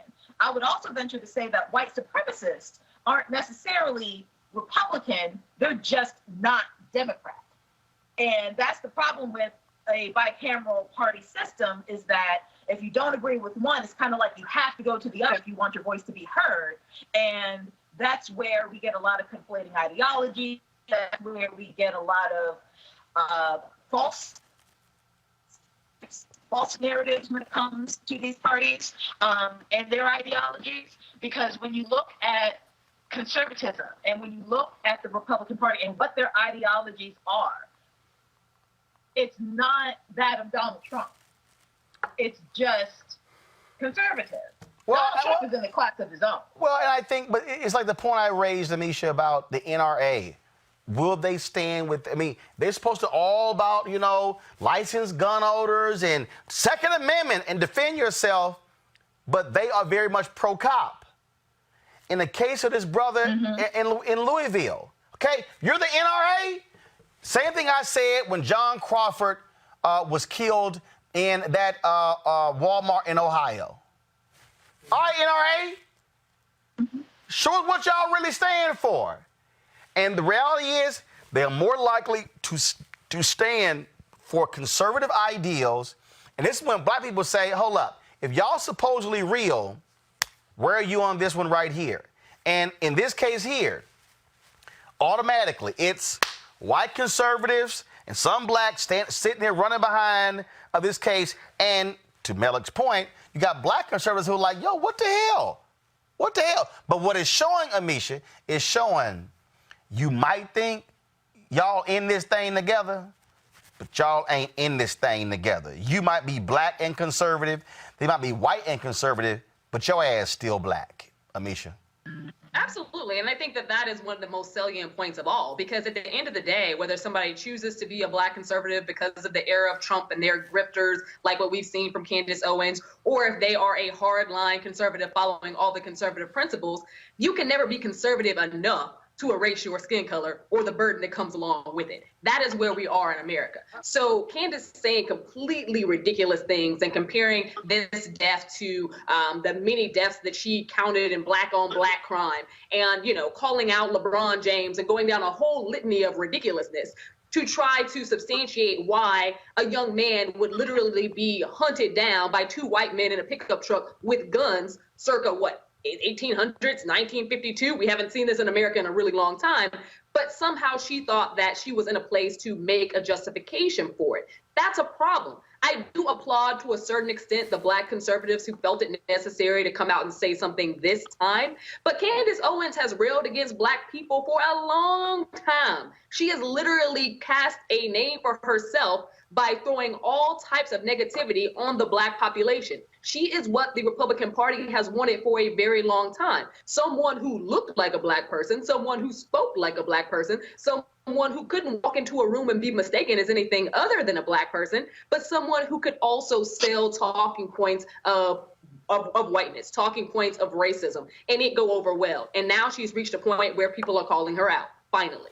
The thing here again, Malik, at the end of the day, your ass might be as conservative as you want to be, but you Black. Hell, we don't know who Ahmaud Arbery voted for. We don't know any of that, but what we do know is he dead. And what we do know is the people who are standing with the individuals who shot him, who are trying to tear him down, are largely white conservatives, and then you got that fool Candace and others. But again, but this is where it don't matter. It's the same thing. Look, Cleo and others on this show, brothers and sisters who are same gender loving will say, yeah, we gay, but you white gay, I'm Black gay. You Black conservative, I'm white conservative, yeah, but you Black, still white. The reality is, white is the operative word, and white conservative is white. It's white. Born Black, will die Black. Go die Black. That's exactly what it is. And what I've seen now, and I've been kind of witnessing over the past year or so, what I've seen now is that people have said, and it's usually, well, it's the number of conservatives that I've seen come out and speak out against it, the Black conservatives, you know, this is a long time overdue. And like Amisha said, this isn't Candace's first time at the rodeo. It's just that this is the first time you've actually seen people willing to come out and criticize her. And the reason that they have not is because of what you said, Roland. So those white conservatives that you talk about, and I will say that I've met awesome white conservatives out there, absolutely awesome white conservatives. But the ones that Candace appeals to, where she appeals to their racism, their prejudice, and their bigotry, those are the people that you're talking about. The ones that will get on social media and say, well, what about Black on Black crime? Before the ink was dry, Candace came out of Twitter jail and started attacking Ahmaud. That's exactly what she did immediately when she came out of Twitter jail. And then she tried to kind of backtrack it and say, well, there may be other things. No, she did it because she does it because these are the people who pay her paychecks. And so that's what she has to continue to do. I don't know. And I've heard people say, well, you know, that we have a big tent. Yes, the conservative Republican Party has a very big tent, conservatives, whatever, very big tent. But for my purposes, Candace Amber Owens does not speak to me or any of my conservatism. She just doesn't. All right, y'all. You know what time it is. Crazy white people. Girls are allowed. I'm white. I got you, Carl. Illegally selling water without a permit on my property. Whoa! Hey! Give me your right. You don't live here. I'm uncomfortable. I know. All right, my people. What happens when you trying to mind your own business? You in Sacramento, California, and Lord, the people living next door to you just act a plumb fool and hit you with the N-word. Press play. I'm in and out of it right now.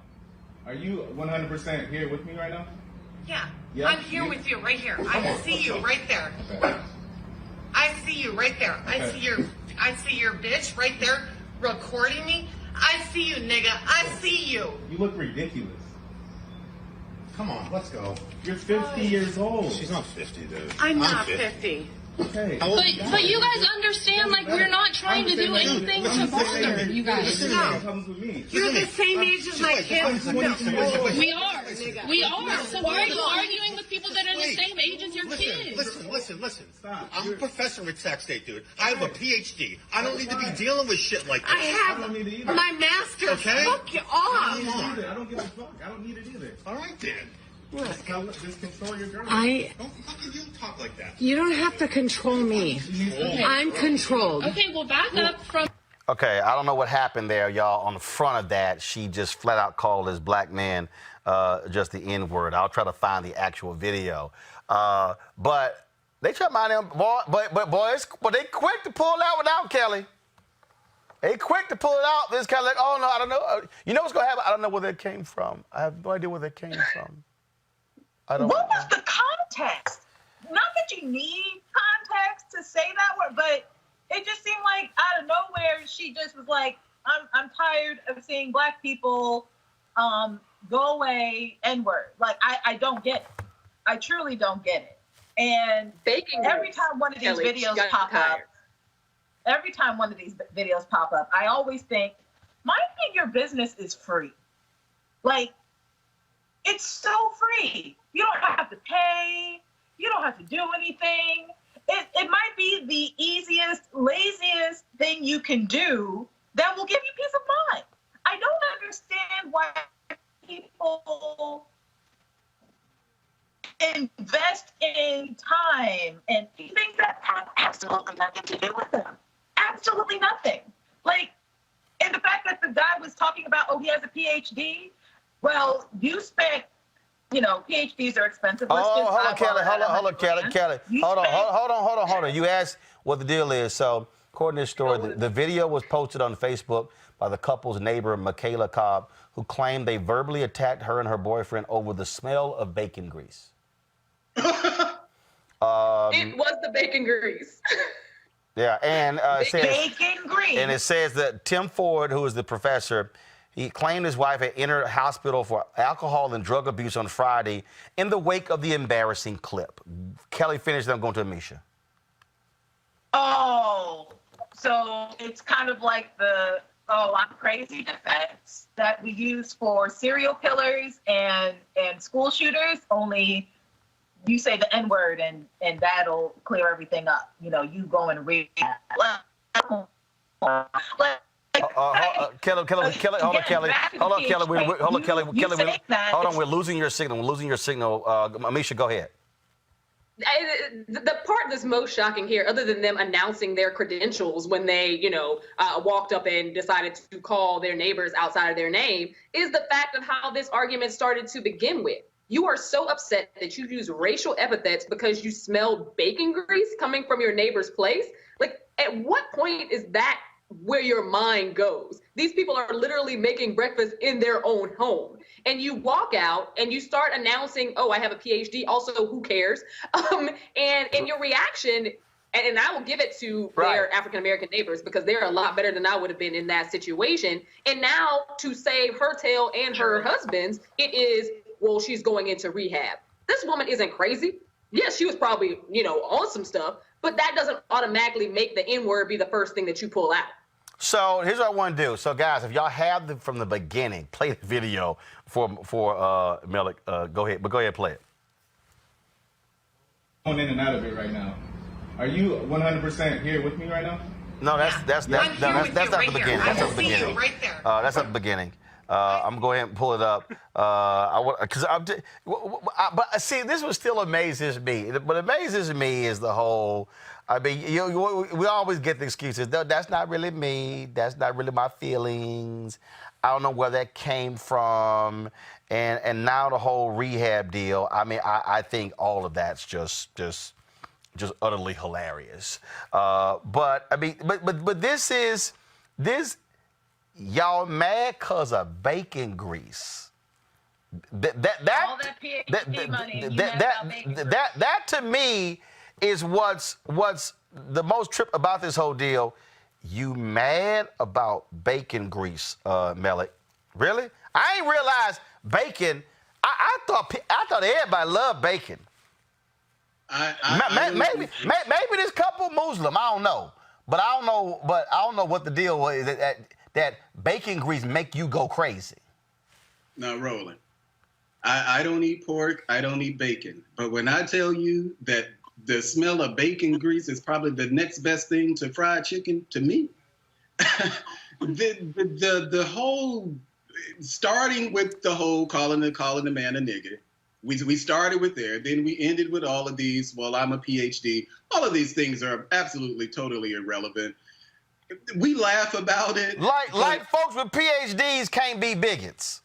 And be what looks bigots.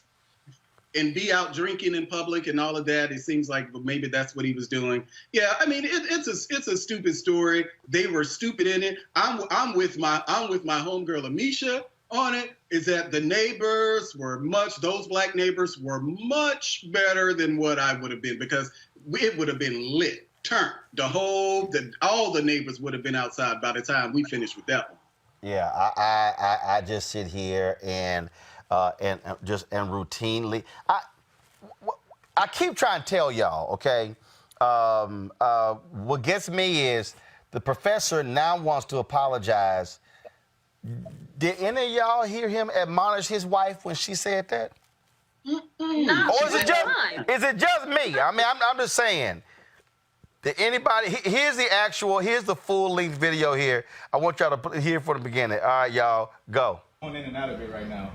Are you 100% here with me right now? Yeah. Yep. I'm here with you, right here. I see you right there. Okay. I see you right there. Okay.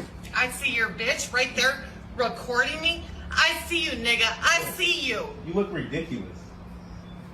Come on, let's go. You're 50 years old. She's not 50. Dude. So the husband don't say nothing about call her a bitch, call the N-word, or call a woman a bitch. Dude, she ain't 50, man. My wife ain't 50. That's the only thing he was gonna respond to. He got offended by the age comment. I ain't 50. She ain't 50. She ain't 50. She 49. She ain't 50. She 49. Look. No, black don't crack, plaster shatters. All I'm trying to look. I have a great appreciation for cameras, but I just want to do y'all again. Please go back to go to the video. Please do me a favor. Just do me a favor. I'm here with you right No. here. Y'all see the video? Come back to me. Do me a favor. Do me a favor, y'all. Okay, please. Can y'all please just next time y'all shoot crazy ass white people, just shoot horizontal. Shoot horizontal. Why do you always do this? Because but Kelly, see, I need you to pay attention, Kelly. Go back to the video, y'all. Go back to the video.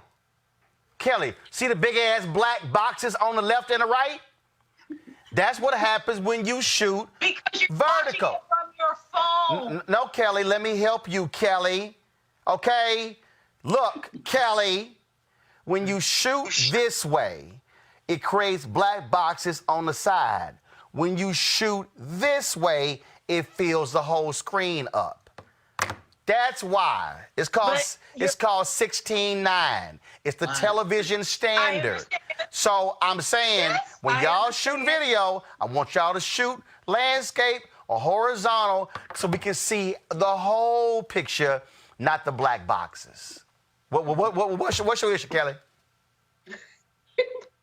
Okay, people are. Kelly, I need you to first get your Skype together. You got struggle Skype right now. I can't hear. I can't help this signal.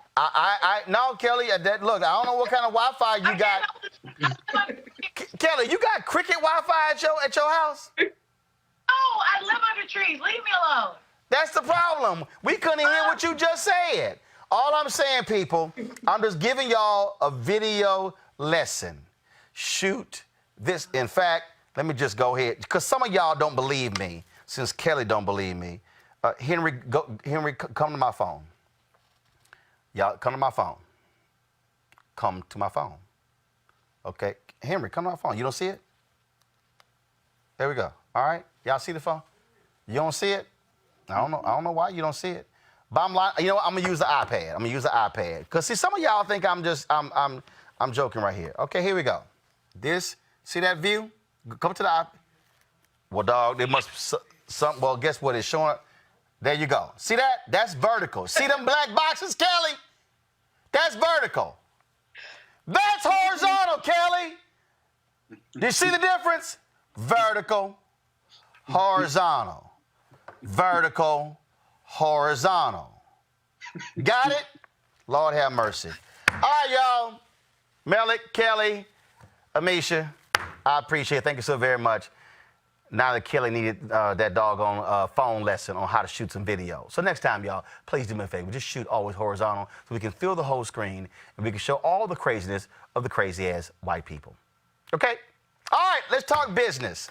My next guest, y'all, entered a pitch competition, walked away with $100,000. These events take place all around the country. It's amazing how many people don't take advantage of them. You might have a business idea, and so guess what? This is what you do. I moderated. American Heart Association had a pitch competition that it was 2 of them. We actually moderated one in North Carolina, had one in D.C. last year. Same thing. This is all about trying to advance your business and your idea. It also is great because what it does is it allows you to be able to stand in front of people to explain your business. I can't tell you the number of people who come up to me with ideas for their business, and y'all, they can't even properly explain to me what in the hell their business is. Well, my next guest, of course, opened her business when her grandmother was battling breast cancer. She recognized the challenge of finding well-fitting post-mastectomy prosthetics that matched her skin tone. She never found the perfect fit, so she said, yo, I'm gonna create Cherry Blossom Intimates, a boutique for breast cancer survivors. Joining me right now is Jasmine Jones. Jasmine, what up? Hey, how are you? Doing good. So first of all, when did you start your business? We opened our doors in October of 2018, but we actually founded our company about a year before then. So it took us a year really to get things off the ground. And so I saw your Instagram post when you entered the pitch competition. Was that always the plan, or did you say, or how did you find out about it? And then you were like, all right, might as well. Let's see what happens. Well, yeah, exactly that. So I knew that I had a really great idea for a small business, but it wasn't until I started talking to some venture capitalists that it made sense for me to actually want to go and pitch. A few of them started telling me, this is a really good idea. Have you looked at investors? Have you looked at other outside financing? I never really thought about my business scaling in that way. But after doing my research and finding out that we were a good fit for it, I just took the plunge and tried, and it worked out. So what was this competition you entered, and walk us through that. What happened? Yeah, so I joined the SoGal Global Pitch Competition, which is the largest millennial-led, diverse pitch competition across the globe. So 1,700 other businesses competed for a slot for the finals. And fortunately, I was able to represent and go to the finals, represent my business, and pitch in San Francisco. So it was really exciting. Me and 60 other businesses were there, and we worked from the beginning of the day till late at night. We all gave our pitches, and we all tried really hard. We only had 4 minutes to explain what our business does, and then we had 1 minute of question and answer from the guest judges. It was maybe 15 or 20 judges. It was a huge panel. They deliberated, and then they came back with giant checks. So this is a photo of you on your Instagram page. Go ahead and go to it. So this is outside the competition. Then you posted this photo right here showing you holding a big old check for $100,000. Wow. Yes. So they wrote a big giant check for $100,000 and I had to take it through the airport. So it was pretty crazy. But it now hangs up in my living room, and it's a really exciting experience. There were lots of diverse founders there. There were women of color, but what I really appreciated was being able to take home such a huge prize packet and bring it back to my hometown, which was Prince George's County, where I started my business. So you posted this here and go to back to my iPad. You said, I did something unexpected at the I Am SoGal Global Pitch Competition. The last minute before walking on stage, I decided to try something that hadn't been done. As I think about it, I took a few unconventional approaches to my pitch, and it paid off. What you do? At the very last minute, well, I realized that the judges are going to be sitting there for a long time. And if I were a judge judging 60, 80 pitches all day long, I would probably get a little bored. So I said, I'm going to actually break the fourth wall. So I stepped off the stage to show the judges what I had, and I think that really helped me to stand out. Another thing that I did was I was really authentic and true to myself, true to my brand. I wore a hot pink dress that matched my pitch deck because I wanted to be remembered for that as well. I made some jokes. I just kept it very true to who I was, and I didn't try to show up and pretend to be what I thought that they might want to see. I just wanted to be myself. So I wore a hot pink mini dress. I broke the fourth wall. I passed the judges samples of what my boutique offers. So we actually create custom prosthetics. So I passed them boobs and nipples, and they loved it, and I won. Well, that works. That works. Well, because the thing that is interesting is that, and I wrote to a lot of people, and I can't tell you the number of entrepreneurs, it is baffling to me. People who have a business or they want to start a business, but they're scared to talk. Right. And I keep saying, you do know that you are the greatest salesperson for your job, for your company. And if you are afraid, I mean, I've met with people and they say, yeah, but that's just not my thing. I just want to do the work. And I'm going, so who's going to even know you exist if you're unwilling to talk and be the face of your business? Yeah, you have to jump out there because people want to be able to connect with another person. They want to know that they're not just throwing their money into a hole, or that nowadays that is going to some big corporation that isn't being responsible or doesn't care about the community. So I make a really good point to be here and be present, let people know that I'm the owner and that I'm here to help them, give them hugs, remember their face. If I see them at the grocery store, I say, hey girl, I just try to connect with them and let them know that I'm here for them.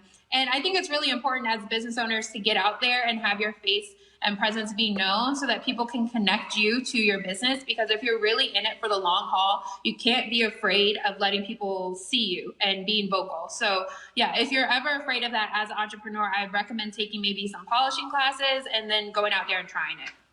Well, and the thing here is that what this points to, it points again to overcoming fears and being willing to step out there. And the reality is, 100 grand is 100 grand.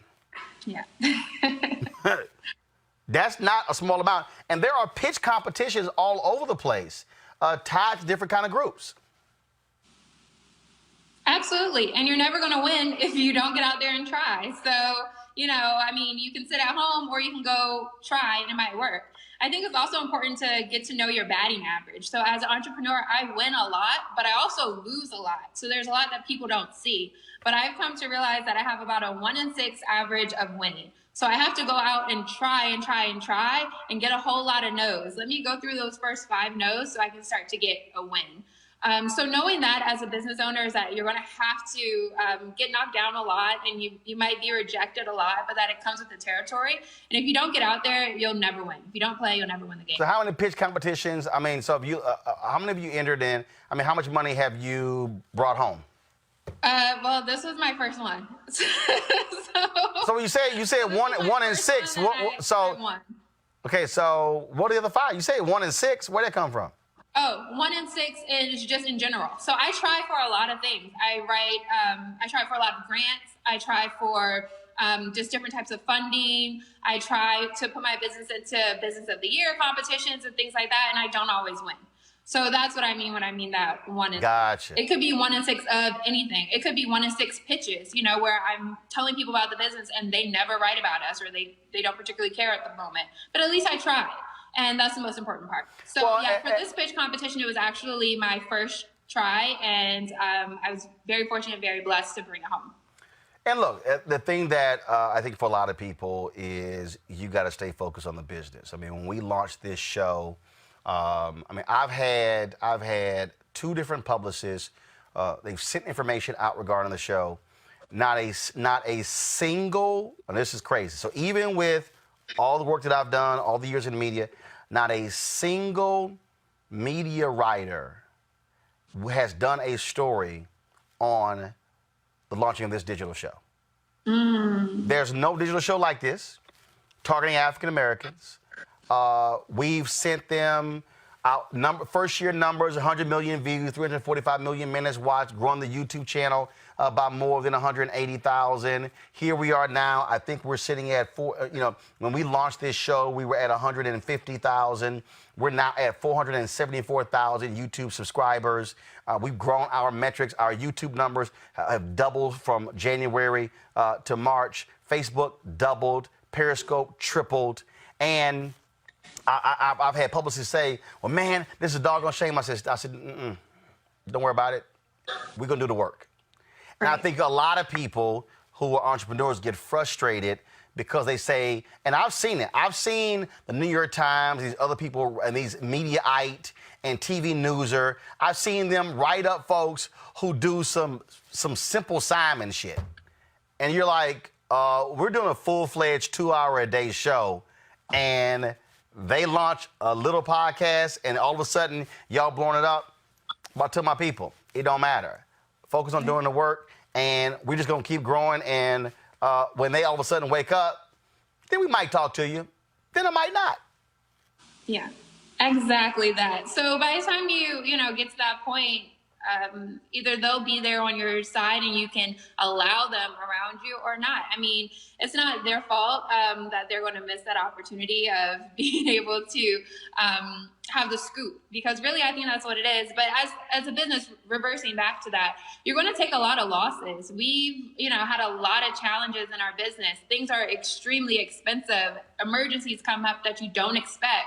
As a small business owner, there's challenges every single day, but I think the core of it is being resilient and not quitting, being creative in your approach. So yeah, by the time you win and have successes, it might be too late.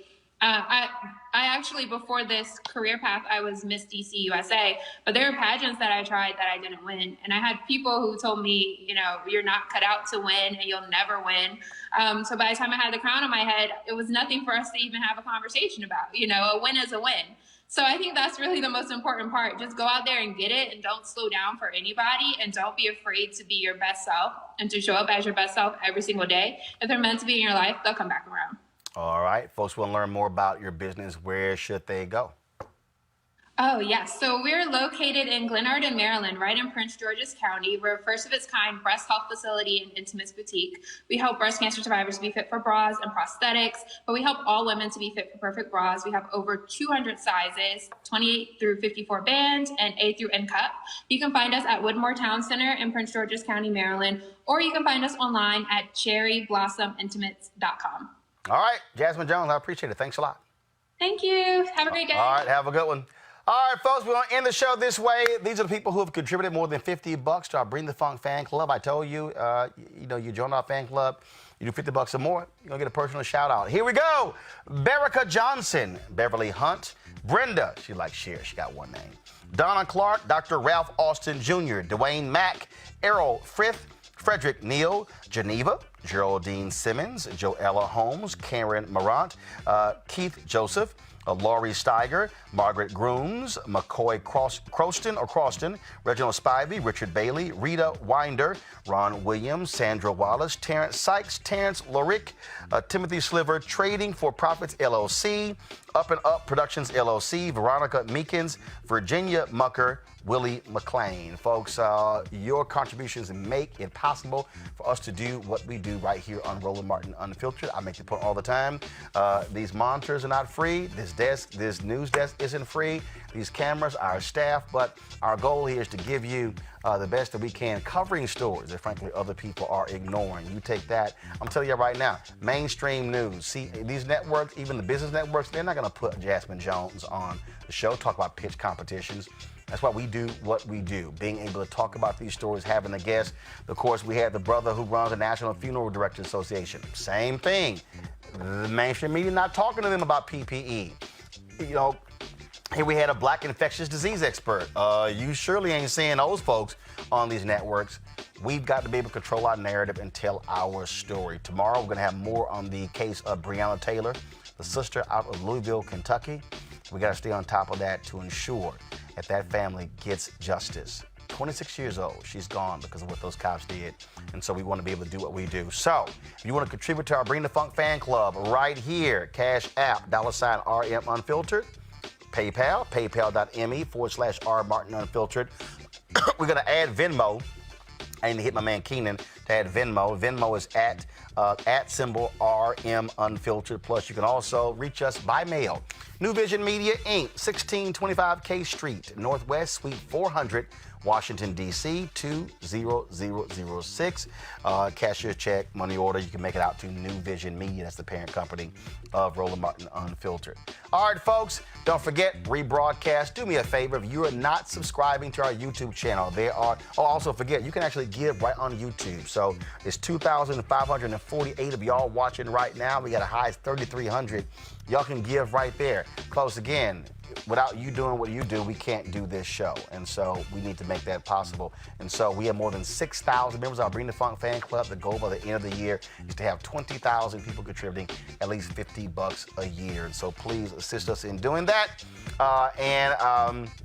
As I was saying, go to RolandMartinUnfiltered.com if you want to use a credit card as well to pay via Square. And so don't forget to subscribe to our YouTube channel. We want to hit 500,000 real soon. And so all you got to do is hit subscribe. But do me a favor, also hit that button that says notification. So anytime we go live, you instantly get a notification telling you that we are live. Tomorrow, Teddy Riley is back.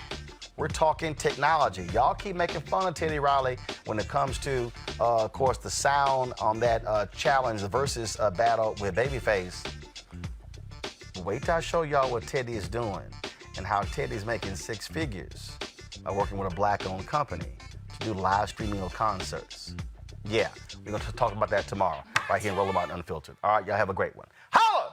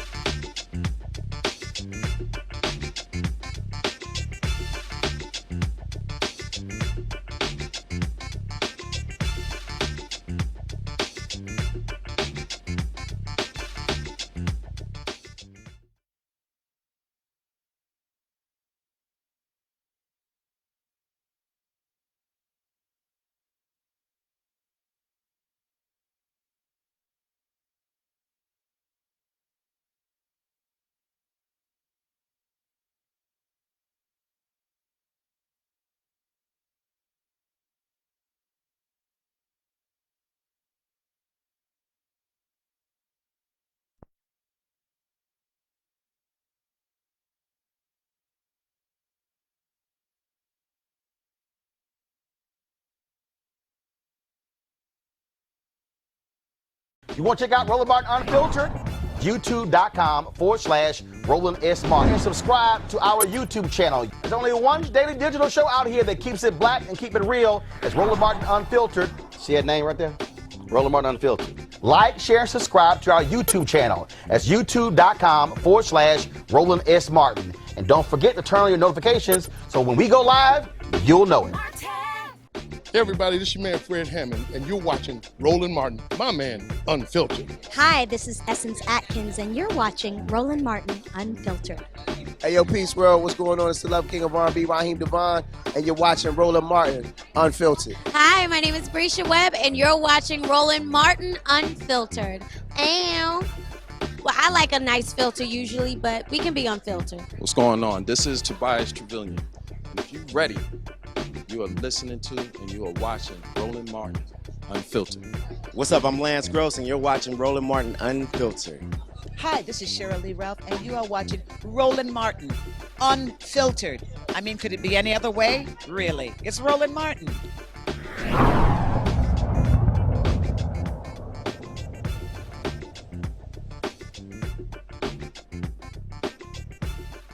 You want to support Roland Martin Unfiltered? Be sure to join our Bring the Funk fan club. Every dollar that you give to us supports our daily digital show. There's only one daily digital show out here that keeps it black and keep it real as Roland Martin Unfiltered. Support the Roland Martin Unfiltered daily digital show by going to RolandMartinUnfiltered.com. Our goal is to get 20,000 of our fans contributing $50 each for the whole year. You can make this possible. RolandMartinUnfiltered.com.